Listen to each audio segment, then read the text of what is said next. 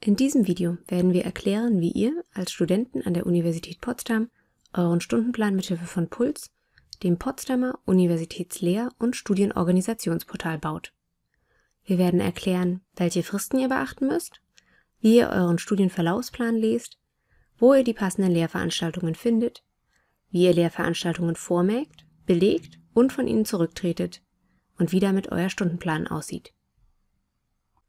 Wenn ihr euch bei PULS eingeloggt habt, findet ihr unter Meine Funktionen den Menüpunkt Mein Stundenplan. Zu Beginn des Semesters wird der Stundenplan zunächst leer sein. In den nächsten Schritten werden wir ihn mit Lehrveranstaltungen füllen.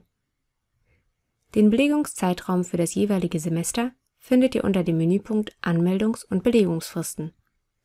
Achtet bitte darauf, dass dieser Zeitraum durch den ersten Tag der Zulassung unterbrochen wird. An diesem Tag steht euch PULS nicht zur Verfügung. Danach habt ihr nochmals Zeit, Lehrveranstaltungen zu belegen bzw. von bereits belegten zurückzutreten. Um zu wissen, welche Lehrveranstaltungen ihr für euer Studium belegen solltet, empfehlen wir euch, eure Prüfungsordnung genau zu lesen. Hier findet ihr alle Module des Studiengangs, anhand derer ihr die Veranstaltungen wählen könnt. Wie ihr eure Lehrveranstaltungen wählt, ist natürlich euch überlassen. Allerdings kann euch der Studienverlaufsplan am Ende der Studienordnung als Wegweiser dienen. Je nachdem, in welchem Studiengang ihr immatrikuliert seid, habt ihr eventuell die Möglichkeit, Schwerpunkte zu wählen, bzw. müsst aus unterschiedlichen Studienverläufen zusammenstellen. Wenn ihr zum Beispiel einen Zweifach-Bachelor studiert, müsst ihr in den Studienordnungen beider Fächer nachsehen. Für dieses Beispiel haben wir Herrn Mustermann im Bachelor of Arts Geschichte, Politik und Gesellschaft in die Prüfungsordnung von 2016 immatrikuliert. Werfen wir zunächst einen Blick auf den Studienverlaufsplan dieses Studiengangs. Hier können wir sehen, dass empfohlen wird, im ersten Semester diese 4 Module zu belegen. Es empfiehlt sich, vor dem Belegen die Modulbeschreibung des jeweiligen Moduls anzuschauen. Zu dieser gelangt ihr auf unterschiedliche Weise innerhalb von PULS. Entweder ihr geht zu Meine Module und sucht euch dort das passende Modul raus, nutzt dafür dieses Symbol. Oder, wenn ihr wie in diesem Fall genau wisst, welches Modul ihr sucht, könnt ihr das im Arbeitsbereich Modulbeschreibung unter Modulsuchen machen. Schauen wir uns als Beispiel eines der Module an, das für Herrn Mustermann im ersten Semester empfohlen wird. Hier kann man viele Details sehen, wie zum Beispiel die Lerninhalte, wie viel Selbstlernzeit veranschlagt wird und wann das Modul angeboten wird. Besonders wichtig ist es, einen Blick auf die Komponenten des Moduls zu werfen. Im Falle von Herrn Mustermann besteht es aus einem Seminar und einer Vorlesung. Im Seminar muss ein Referat und Exzerte für den Abschluss des Moduls erbracht werden. Falls eine Hausarbeit oder mündliche Prüfung als Modulprüfung von der Lehrkraft gewählt wird, muss in der Vorlesung ein Kurztest abgelegt werden. Im oberen Kasten sieht man, dass die Lehrkraft die Wahl aus 3 Formaten für die Modulprüfung hat. Nun setzen wir unser Wissen in die Tat um und gehen zunächst zurück zu Meine Module und wählen dort das Beispielmodul aus. Hier sieht man die einzelnen Komponenten des Moduls. In jedem Block steht die Prüfungsnummer, der Titel der Veranstaltung bzw. Prüfung und zusätzlich noch einmal die Art der Leistung. Man kann sich entweder direkt von dieser Seite anmelden, über den Link ganz rechts, oder zunächst die Beschreibung ansehen und dort entscheiden, ob man sich anmeldet oder die Veranstaltung zunächst vormerkt. Mit der Vormerken-Funktion könnt ihr euch mehrere Veranstaltungen aussuchen, um dann zu entscheiden, für welche davon ihr euch verbindlich anmelden wollt. So könnt ihr euren Stundenplan optimieren, indem ihr zunächst austestet, wie ihr alle Veranstaltungen arrangiert, ohne dass sie sich überschneiden. Wichtig zu wissen: Die Veranstaltungen bleiben nur so lange vorgemerkt, wie ihr eingeloggt seid. Ihr seid durch das Vormerken nicht verbindlich angemeldet. Wir testen das mal aus und merken uns 3 der Seminargruppen vor. Dazu setzt man bei den relevanten Gruppen einen Haken und geht oben zur Schaltfläche Markierte Termine vormerken. Daraufhin wird der Stundenplan mit den jeweiligen Gruppen der Lehrveranstaltung angezeigt. Für dieses Beispiel mache ich das gleiche mit der Vorlesung und einem anderen Modul.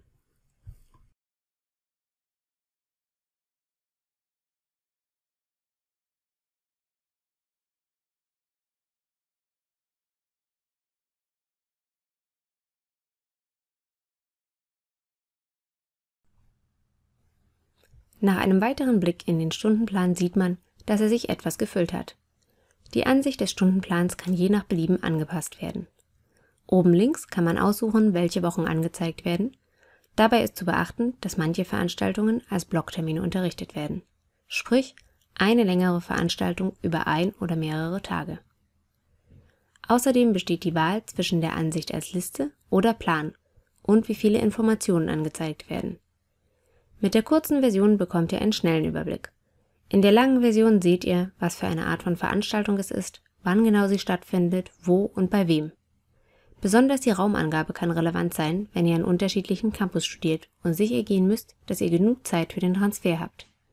Die Raumbeschreibung ist wie folgt zu verstehen: Campus, Haus, Etage, Raum. 1.11.1.22 bedeutet also zum Beispiel Campus 1 am Neuen Palais, Haus 11, Etage 1, Raum 22. Campus 2 wäre Golm und Campus 3 Griebnitzsee. An der individuellen Veranstaltung kann man zudem sehen, was für einen Status sie hat. In unserem Fall vorgemerkt. Kann man sie einzeln belegen oder abmelden, weitere Informationen sehen und aus der Ansicht entfernen. Achtung! Das Entfernen bedeutet nicht, dass ihr euch abgemeldet habt, sondern lediglich, dass dieser Termin aus der Stundenplanansicht entfernt wurde. In unserem Beispiel wird uns nun angezeigt, dass es einen Konflikt gibt. Nun sollte man die Datumsangaben genau vergleichen, um zu überprüfen, ob lediglich die Stundenplanansicht überlappt oder tatsächlich die Daten. Nach Überprüfung entferne ich die unpassende Gruppe, schließlich haben wir noch 2 weitere, und vergewissere mich, dass mein Stundenplan für mich passt. Mit einem Klick kann man nun alle vorgemerkten Veranstaltungen belegen, indem oben der Link Belegen, Abmelden ausgewählt wird.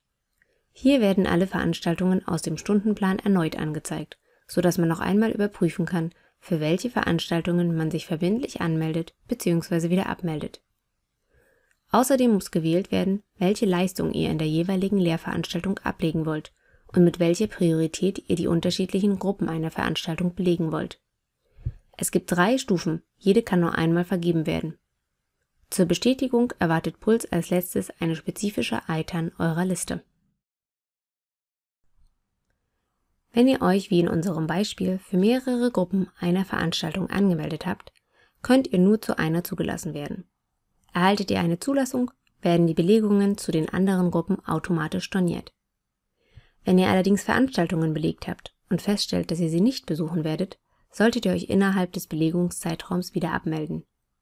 Dazu geht ihr zu der Veranstaltung, entweder unter Mein Stundenplan, Meine Veranstaltungen oder Meine Module.